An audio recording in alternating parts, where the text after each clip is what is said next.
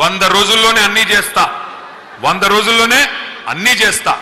స్కూటీలు ఇస్తా, 5 లక్షల విద్యా భరోసా కార్డు ఇస్తా, 5 లక్షల ఇందిరమ్మ ఇల్లు ఇస్తా, ఎస్సీ ఎస్టీలు అయితే 6 లక్షలు ఇస్తా, మీరు ఏది కావాలంటే అది ఇస్తా అని చెప్పి పోజులు కొట్టిండు.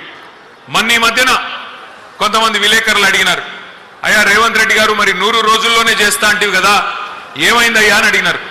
ఏమంటున్నాడు తెలుసా? కొత్తగా చాలా విచిత్రమైన మాట. ఏమంటాడు ఆయన? ఎంత కండలు తిరిగిన పైల్వాన్ అయినా 3 నెలలనే పిల్లల్ని పుట్టిస్తాడా? ఒక ముఖ్యమంత్రి నోట్లకి వెళ్ళి మాట్లాడొచ్చా ఇట్లా?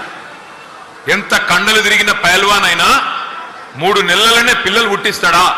ఇది ముఖ్యమంత్రి రేవంత్ రెడ్డి గారి నోట్లోంచి వచ్చిన ఆనిముత్యం. నేను అడుగుతున్నా రేవంత్ రెడ్డి గారిని, అయ్యా 3 నెలల్లో పిల్లలు పుట్టారు మాకు కూడా తెలుసు, మాకు కూడా పెళ్లిళ్ళు అయినాయి, మాకు కూడా పిల్లలు ఉన్నారు, మాకు కూడా పిల్లలు ఉన్నారు. పిల్లలు పుట్టారు 3 నెలల్లో మాకు ఎరికే. కానీ నేను అడుగుతున్నా, మరి 30 నెలల్లో పుట్టకపోతే నిన్నేమని పిలవాలా? 3 నెలలు కాదు కదా, 30 నెలలు అయింది కదా, ఏమనాలా మరి? నిన్ను ఏమని పిలవాలా? నువ్వే కదా చెప్తివి 3 నెలలనే సర్వం చేస్తా అని చెప్పిందే నువ్వు.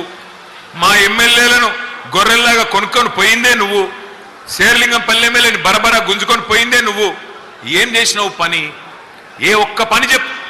ఇక్కడున్న మా ఆడబిడ్డలు నేను అడుగుతా ఉన్నా, కేసీఆర్ ప్రభుత్వం ఉన్నప్పుడు ఇదే హైదరాబాద్లో ఆనాడు ఎవరన్నా తెలుసో తెలియకనో పేదవాడు ఎక్కడన్నా గవర్నమెంట్ జాగాలో ఒక చిన్న ఇల్లు కట్టుకుంటే 1 కాదు 2 కాదు 2.5 లక్షల పట్టాలు జీవో నంబర్ 58 కింద 59 కింద ఇచ్చి ఆ పేదవాడి గూడు నిలబెట్టింది మన నాయకుడు కేసీఆర్. మరి ఈరోజు ఏమైతున్నది? 1,00,000 డబుల్ బెడ్రూమ్ ఇల్లు కేసీఆర్ కడితే శేర్లింగంపల్లిలో కూడా ఒక 4,000 మందికి వచ్చినాయి. సరే సరిపోలే, నేను ఒప్పుకుంటా, ఇంకా రావాలి, ఒప్పుకుంటా. ఇవాళ ఏమైతున్నది మరి? 2.5 ఏళ్ళైంది కాంగ్రెస్ ప్రభుత్వం వచ్చి. ఒక్క ఇల్లు కట్టిండా? శేర్లింగంపల్లిలో ఒక్క ఇల్లు కట్టిండా? ఎక్కడన్నా కట్టిండా కట్టలేదా? నాకు అర్థమైతలా. శేర్లింగంపల్లిలో ఎక్కడన్నా ఒక ఇల్లు కట్టిండా?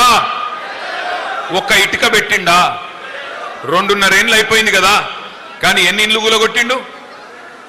ఇండ్లు ఎన్ని కూలగొట్టిండు ఎరికేనా? కొన్ని వేల ఇండ్లు హైడ్రా పేరిట, ఇంకో దాని పేరిట ఇలా ఇష్టం వచ్చినట్టు కూలగొట్టుడు. ఇటుక పేర్చింది లేదు, ఇల్లు కట్టింది లేదు, అంతా కూలగొట్టుడే. ఇంకా ఘోరం ఏంటంటే ముఖ్యమంత్రి గారికి గరీబోళ్ళు ఏడుస్తుంటే, ఇల్లు కూలిపోయి ఏడుస్తుంటే ఆయనకు సాడిస్టిక్ ప్లెజర్ వస్తుందంట, పైశాచిక ఆనందం వస్తుందంట, ఆయనకు మంచిగా అనిపిస్తుందంట, సంతోషం అనిపిస్తుందంట.